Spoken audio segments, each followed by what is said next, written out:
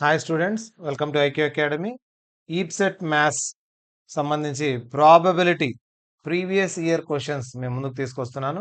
2023 and 24 question పేపర్లో వచ్చిన most important models. ఈ క్వశ్చన్ పేపర్లో వచ్చిన క్వశ్చన్స్ను ఈ సెషన్లో మనం నేర్చుకోబోతున్నాం ఎలా చేయాలనేది. ప్రాబబిలిటీకి సంబంధించి ప్రీవియస్ ఇయర్ క్వశ్చన్స్ 2023-24 సెషన్లో వచ్చిన క్వశ్చన్స్ ఒకసారి చూద్దాము, వాటిని ఎలా సాల్వ్ చేయాలో నేర్చుకుందాం.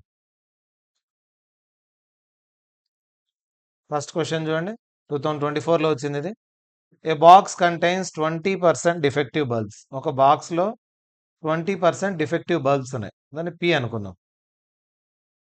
20% అంటే 1/5. సో 20% డిఫెక్టివ్ అంటే ఇవి డిఫెక్టివ్ బల్బ్స్ కాబట్టి బాగుండేటి ఎంత ఉన్నప్పుడు ఇవి డిఫెక్టివ్, ఇంకా బాగుండేటి ఎంత అంటే 1/5 బాగలేవు అంటే 4/5 గుడ్. ఇవి డిఫెక్టివ్, ఇవి good. So P is equal to 1/5, Q is equal to 4/5 అయింది. ర్యాండమ్గా తీసుకున్నారు బాక్స్ నుంచి. Find the probability that exactly 3 of the chosen bulbs are defective. So మనం 3 చూస్ చేసుకుంటే ఆ 3 వచ్చేసి ఏమని డిఫెక్టివ్ అయ్యే ప్రాబబిలిటీ ఎంత అని అడుగుతున్నాడు. ఎగ్జాక్ట్లీ 3 కంటే ఎక్కువ కాదు, ఎగ్జాక్ట్లీ 3 డిఫెక్టివ్ అయ్యే ప్రాబబిలిటీ ఎంత అంటే మనం ఏం చేస్తామంటే బైనామియల్ డిస్ట్రిబ్యూషన్ వాడుకుందాం. PQ ఉండేది బైనామియల్. సో బైనామియల్ డిస్ట్రిబ్యూషన్ ప్రకారం మనకు ఫార్ములా తెలుసు. P of x equal to R is NCR into, so ఈ ఫార్ములా అందరికి తెలిసిందే మనకు, NCR into P power R into Q power N-R. So ఈ ఫార్ములా బేస్తో ఈ ప్రాబ్లం చేసేయచ్చు మనం. ఎగ్జాక్ట్లీ 3 అన్నా, మోర్ దాన్ 3 అన్నా, లెస్ దాన్ 3 అన్నా అన్నిటికీ ఈ బైనామియల్ డిస్ట్రిబ్యూషన్ అనేది యూజ్ అవుతుంది మనకు. సో ఈ డిస్ట్రిబ్యూషన్ ప్రకారం ఎగ్జాక్ట్లీ 3 అన్నాడు కాబట్టి P of x is equal to ఎంత రాసుకోవాలి, R ప్లేస్లో 3 రాసుకుంటాం. సో చూస్ చేసుకున్న బస్సులో ఎగ్జాక్ట్లీ 3 ఏం కావాలంటే డిఫెక్టివ్ ఉండాలి అన్నాడు. So P of x is equal 3 ఇందులో సబ్స్టిట్యూట్ చేయండి. ఇంకా N అంటే టోటల్ బల్బ్స్ ఇక్కడ ఇచ్చాడు, N is equal to 5 bulbs, N total. So N ప్లస్లో 5 C R ఎంత ఇక్కడ ఎగ్జాక్ట్లీ 3 అన్నాడు, 5C3 into P 1/5 whole power R 3 into Q value 4/5 whole power N minus R 5 minus 3. 5C3 ఎంత కనుక్కోండి, 5C3 3 నుండి వెనక్కి 5 నుండి వెనక్కి రాసుకుంటే 3 క్యాన్సల్ 10. 5C3 10 ఇంటూ 1/5 క్యూబ్ 125, 5లో 3 పోతే 2, 4 స్క్వేర్ 16, 5 స్క్వేర్ 25. ఇందులో క్యాన్సిల్ పోయేది ఏదైనా ఉంటే క్యాన్సిల్ చేసుకొని రిమైనింగ్ పార్ట్ రాసేయాలి. ఇది 5 టేబుల్తో పోతుంది. 5 2s are 5 5s are 16 2s are 32, 125 5s are 625. So this is the answer. 32 divided by 165 to 625. So 32/625 ఆప్షన్స్లో ఎక్కడ ఉంది చూడండి, 2 ఉన్నాయి 32వి, 625 ఉండేది. So option 1 is correct. 32 divided by 625. క్లియరా? 20% డిఫెక్టివ్ బల్బ్స్ అంటే 1/5 డిఫెక్టివ్, బాగుండేటి 4/5 అంటే P తెలుసు, Q తెలుసు, ఇంకా బైనామియల్ డిస్ట్రిబ్యూషన్ వాడుకోవచ్చు. N ఇచ్చాడు 5 అని, N ఈజ్ ఈక్వల్ టు 5. ఇంకా ఎగ్జాక్ట్లీ 3 డిఫెక్టివ్ అన్నాడు కాబట్టి R ఈజ్ ఈక్వల్ టు 3. ఇది R N P 1/5 Q 4/5 ఫార్ములాలో సబ్స్టిట్యూట్ చేసాం. P of x is equal to R is equal to NCR into P power R into Q power N-R. ఈ ఫార్ములాలో substitute చేస్తేనే మనకు కావాల్సిన exactly 3 bulbs are defective probability వచ్చేస్తుంది. Next question, ఇది కూడా ప్రీవియస్ ఇయర్ 2024లో వచ్చిన క్వశ్చన్స్ ఇవన్నీ కూడా.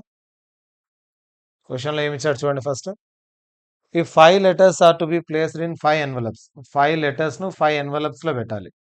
Find the probability that at least one letter is placed wrong. ఒక్క లెటర్ అన్న రాంగ్ ప్లేస్ చేసేది మనకు కావాలంట. 1 letter is placed wrong. At least 1 అంటే 1 అంటే 1 రాంగ్ ఉండొచ్చు, 2 రాంగ్, 3 రాంగ్, 4 రాంగ్, 5 రాంగ్. అంటే 0 రాంగ్ తప్ప మిగతావన్నీ అనే మీనింగ్ వస్తుంది ఇక్కడ. 0 రాంగ్ ఉండేది. 1 కదా! NC0 1. సో, ఇదొక్కటి తప్ప అన్నీ అని. సో, అన్నీ అన్నప్పుడు 5 లెటర్స్‌ను 5 ఎన్వలప్స్‌లో ఎలా ప్లేస్ చేస్తాము? 5 లెటర్స్‌ను 5 ఎన్వలప్స్‌లో అంటే 5 ఫ్యాక్టోరియల్ మైనస్ 5C0 అంటే 1 డివైడెడ్ బై టోటల్ వచ్చేసి 5 ఫ్యాక్టోరియల్. ఇది చాలా ఈజీ క్వెషన్. 5 ఫ్యాక్టోరియల్ ఎంత? 5, 4, 3, 2, 1. సో, 5 ఫ్యాక్టోరియల్ చేస్తే 5, 4, 3, 2, 1. 20, 60, 120.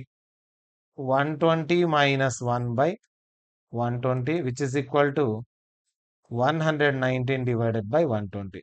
So option D is correct. Okay. 119 divided by 120. Easy question ఇది. టోటల్ పాసిబిలిటీస్ లోంచి NC0 వచ్చే ఒక్క పాసిబిలిటీ తీసేస్తే 5C0 1 అవుతుంది. Divided by 5 factorial. క్లియరా? సో ఇటువంటి క్వశ్చన్స్ వచ్చినప్పుడు ఫాస్ట్గా చేసేయచ్చు. టోటల్లోంచి 1 తీసేసి డివైడెడ్ బై టోటల్ వేస్తే చాలు. Next third question. క్వశ్చన్ ముందు అర్థం చేసుకుందాం. Probabilities that a person goes to college by car.